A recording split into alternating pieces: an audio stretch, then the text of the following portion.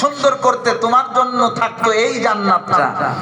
তুমি তো পারো নাই তোমার ঈমান মজবুত করতে, তুমি তো পারো নাই তোমার আমলকে সুন্দর করতে, তোমার ঠিকানা এই ভয়ঙ্কর জাহান্নাম হবে।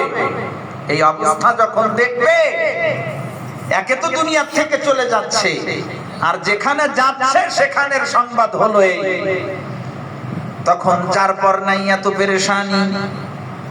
ওই ফেরেশতার হাত থেকে বাঁচার জন্য ওর রূহটা সারা বডির ভিতরে ছুটাছুটি করবে, কিন্তু কোনো লাভ হবে না।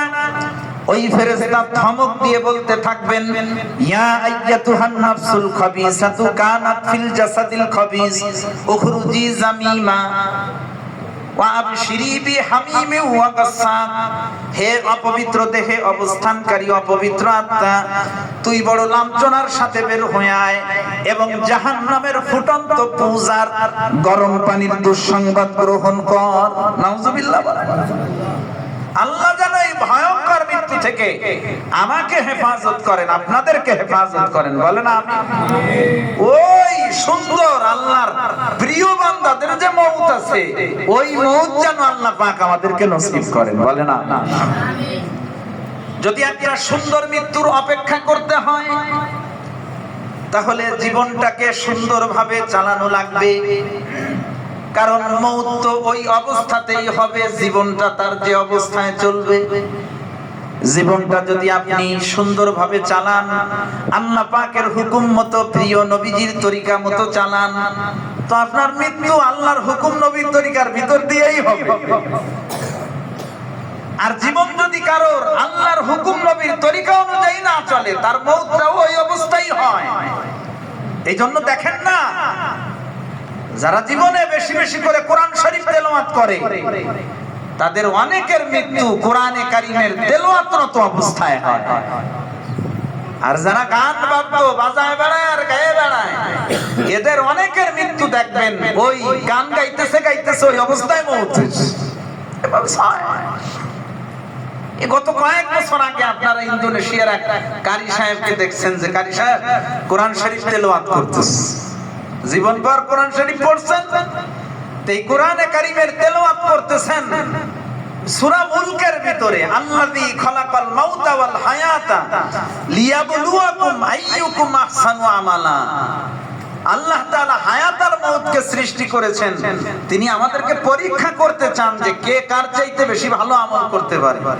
জীবনভর কোরআন শরীফ পড়ছেন, তো কোরআন শরীফ পড়তেছেন, ওই আস্তে আস্তে করে নিস্তেজ হয়ে যাইতেছেন, লোকজন ধরে নিয়ে যাইতেছে, তো আল্লাহর বান্দা ইন্তেকাল করছেন। সুবহানাল্লাহ। আকলমন্দু সে क्या पूछूं, अक्लमंदू से क्या पूछूं कि मेरी इब्तिदा क्या है, कि मैं इस फिक्र में रहता हूँ मेरी इंतहा क्या है, कि मैं इस फिक्र में रहता हूँ मेरी इंतहा क्या है। একজন জ্ঞানী মানুষের এইটা চিন্তা করার কোনো বিষয় না যে আমি দুনিয়াতে কোন অবস্থায় আসলাম, বরং একজন জ্ঞানী মানুষ তো এটাই চিন্তা করবে যে আমি তো দুনিয়া ছেড়ে যাব, তো আমি কোন অবস্থায় যাব। দুনিয়াতে আসার চিত্র সবার এক, যেই আসে সেই কান্না করতে করতে আসে, কিন্তু দুনিয়া ছেড়ে সবার যাওয়ার চিত্র এক না। কেউ তো কাঁদতে কাঁদতে যায়, আর কেউ হাসতে হাসতে যায়। সুন্দর মওতের জন্য জরুরি হলো জীবনটা সুন্দরভাবে যাপন করা।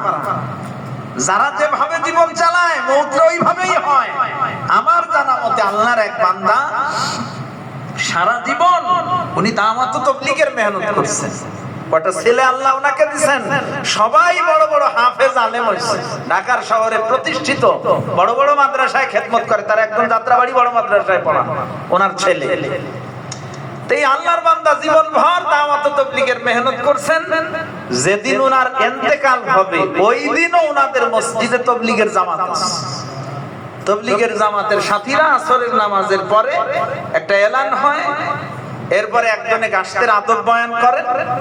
যখন ওই বয়ানটা হয়ে যায়, কিছু সাথী মসজিদের বাইরে গাশত করার জন্য এলাকায় যান, আর কিছু সাথী মসজিদে বসে ইমানে কিনের কথা শুনতে থাকে। তা আল্লাহর এই বান্দা আসরের নামাজ পড়েছেন, গাশতের আদব বয়ান শুনছেন, অন্যরা গাশতের জন্য গেছে, উনি বসে বসে ঈমান ইয়াকিনের কথা শুনতেছেন।